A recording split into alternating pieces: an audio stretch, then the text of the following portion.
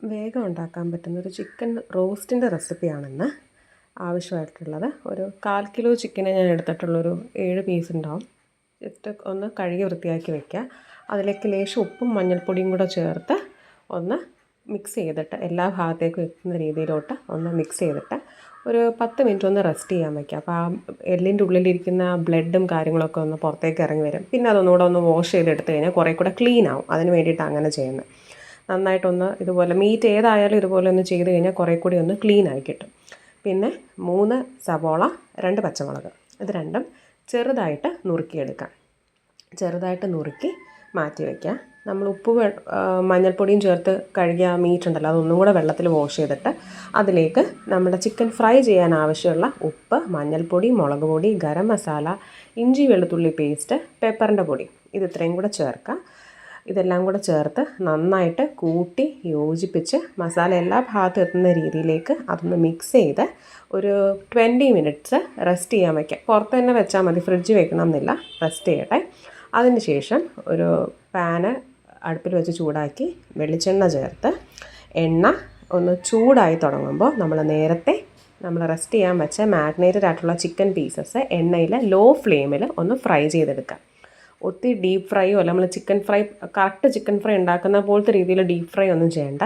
ചെറുതായിട്ടൊന്ന് shallow fry ചെയ്താൽ മതി. തിരിച്ചു മറിച്ചു ഇട്ടിട്ട് ജസ്റ്റ് ഒന്ന് ഷാലോ ഫ്രൈ ചെയ്യാൻ വേണ്ടിയിട്ട്. കാരണം നമ്മൾ ഇങ്ങനെ ഒന്ന് ഫ്രൈ ചെയ്തിട്ട് എടുക്കുമ്പം ആ ചിക്കൻ്റെ ടെക്സ്ചർ കുറച്ചുകൂടെ നല്ലതായിരിക്കും. പുറമേ ചെറിയൊരു ക്രിസ്പിനെസ്സും അകത്ത് കുറച്ച് ജ്യൂസി ആയിട്ട് കിട്ടും. നമ്മൾ ഡയറക്റ്റ് ഫ്രൈ ചെയ്യാണ്ട് ചേർക്കുന്നതിനെക്കാട്ടിലും സ്വാദ് കുറച്ചുകൂടെ ബെറ്റർ ആവാം.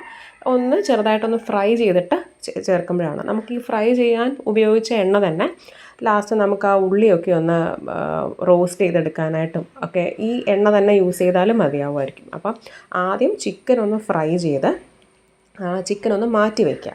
ചിക്കൻ പീസസ് എടുത്ത് മാറ്റിയതിന് ശേഷം നമ്മൾ നേരത്തെ എടുത്ത് വെച്ച എണ്ണയിൽ തന്നെ ഉള്ളി ഫ്രൈ ചെയ്താൽ മതി. ഇപ്പോൾ ഞാൻ കണ്ടില്ല, ഒരു ഡീപ്പ് ഫ്രൈ ഒന്നും അല്ല, ജസ്റ്റ് ഒരു ഷാലോ ഫ്രൈയേ ചെയ്തിട്ടുള്ളൂ. എന്നിട്ട് നമ്മൾ നേരത്തെ ചിക്കൻ ഫ്രൈ ചെയ്യാൻ എടുത്ത എണ്ണയിൽ തന്നെ ആവശ്യമുണ്ടെങ്കിൽ കുറച്ച് എണ്ണയും കൂടെ ചേർത്തിട്ട് നമ്മൾ നേരത്തെ മുറിച്ച് വെച്ച പച്ചമുളകും സവോളയും ഇത് രണ്ടും ഇതിലേക്ക് ചേർത്ത് കൊടുക്കുകയാണ്. ഒരുമിച്ച് തന്നെയാണ് ചേർത്ത് കൊടുക്കുന്നത്. ഇത് നന്നായിട്ട് അതിലേക്ക് അതിലുള്ള ബാക്കി എണ്ണയിലും ചിക്കൻ ഫ്രൈ ചെയ്യാൻ യൂസ് ചെയ്ത എണ്ണയിലും മസാലയിലുമായിട്ട് ചേർത്ത് നന്നായിട്ടൊന്ന് കൂട്ടി യോജിപ്പിച്ച് നമ്മൾ ഓൾറെഡി നമ്മുടെ പാൻ നല്ല ചൂടാണ് ചിക്കനൊക്കെ ഫ്രൈ ചെയ്തിട്ട്. അപ്പോൾ നമ്മൾ ഉള്ളി ചേർക്കുമ്പോൾ ഉള്ളി കരിഞ്ഞു പോകാതിരിക്കാനൊന്ന് ശ്രദ്ധിക്കുക. അപ്പോൾ അതിന് തീയൊക്കെ ഒന്ന് സിം ചെയ്ത് വയ്ക്കുക, തീയൊക്കെ ഒന്ന് കുറച്ച് വയ്ക്കുക. എന്നിട്ട് ലേശം ഉപ്പ്, ഓൾറെഡി നമ്മൾ ഫ്രൈ ചെയ്യാനായിട്ട് ഉപ്പ് ചേർത്തിട്ടുണ്ട്, അപ്പോൾ ഒരുപാട് ഉപ്പിന് ആവശ്യമില്ല. ലേശം ഉപ്പ് കൂടെ ചേർത്ത് നന്നായിട്ട് ആ ഉള്ളി ഒന്ന് വെന്ത് വരണം ഇതിൽ. അപ്പോൾ നന്നായിട്ടൊന്ന് കൂട്ടി യോജിപ്പിക്കുക. കുറച്ചുകൂടെ ഒന്ന് ഉള്ളി ഒന്ന് വാടി വരുമ്പോഴത്തേക്ക് ഉള്ളിയുടെ കളറൊക്കെ ഒന്ന് മാറി വരും. അപ്പോൾ അത് നോക്കിയിട്ട് മസാലകൾ ആവശ്യമുണ്ടെങ്കിൽ ചേർത്താൽ മതി, ഒരുപാട് ചേർക്കണ്ട. ഇനി ഞാൻ യൂസ് ചെയ്യുന്നത് നമ്മുടെ മുളക് പൊടിയും മല്ലിപ്പൊടിയും കൂടെ വറുത്ത് വെച്ചിരുന്നതാണ്. അത് 1 ടീസ്പൂൺ ഞാൻ ചേർത്തിട്ടുണ്ട്. വേറെ മസാലയൊന്നും വേറെ എക്സ്ട്രാ ചേർത്തിട്ടില്ല. ബാക്കിയുള്ളതെല്ലാം നമ്മുടെ ചിക്കൻ ഫ്രൈയുടെ മസാലകളാണ് ഇനി ഇതിൽ വരാൻ പോകുന്നത്. അപ്പോൾ 1 സ്പൂൺ മുളക് പൊടിയും മല്ലിപ്പൊടിയും പൊടിച്ച് വറുത്ത് വെച്ചേക്കുന്നതാണ്, അത് ചേർത്തു. കണ്ടു, ഉള്ളി നന്നായിട്ട് വെന്ത് വന്നപ്പോൾ ആ കളറൊക്കെ ആകെ മാറി. ഇനി ഇതിലേക്ക് നമ്മൾ നേരത്തെ ഫ്രൈ ചെയ്ത് വെച്ചിരുന്ന ചിക്കൻ പീസസും കൂടെ ചേർത്ത് കൊടുക്കുകയാണ്. ഇതും കൂടെ ചേർത്ത് ഉള്ളിയുമായിട്ട് നന്നായിട്ട് ഇതൊന്ന് മിക്സ് ചെയ്യുക. ചിക്കൻ പീസസ് പൊടിഞ്ഞു പോകാതെ ശ്രദ്ധിക്കുക നിങ്ങൾ മിക്സ് ചെയ്യുമ്പോൾ. എന്നിട്ട് നന്നായിട്ട് അതൊന്ന് കൂട്ടി യോജിപ്പിച്ച്, ഇനി വെള്ളം ഒന്നും ചേർക്കേണ്ട ആവശ്യമില്ല. നമ്മൾ റോസ്റ്റ് ഉണ്ടാക്കുന്നത് ചെറിയ വെള്ളം ആ ചിക്കനിൽ നിന്ന് ഇറങ്ങും. അപ്പോൾ അതൊന്ന് നമ്മളൊന്ന് അടച്ച് വെച്ച് കൊടുത്താൽ മതി. ഒരു ലോ ഫ്ലെയിമിൽ ഒരു 15 മിനിറ്റ്സ് ഒന്ന് അടച്ച് വയ്ക്കുക.